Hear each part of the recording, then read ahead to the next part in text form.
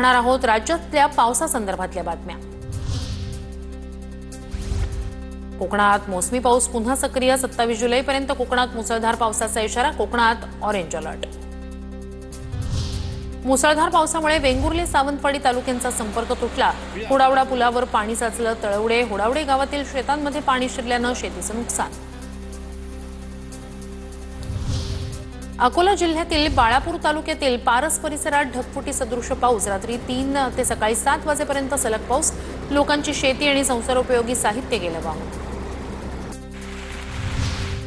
बीडच्या कोथाळा गावातील सरस्वती नदीला पूर। काल रात्रीच्या मुसळधार पावसामुळे माजलगाव परिसरातल्या सर्व नदी नाले दुथडी भरून वाहू लागले।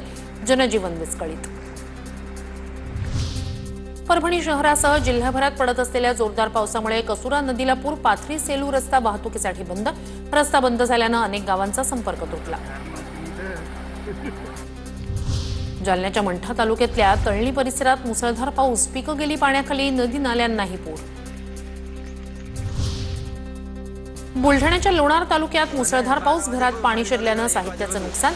तर बीडच्या माजल गावातील सरस्वती नदीलाही पूर।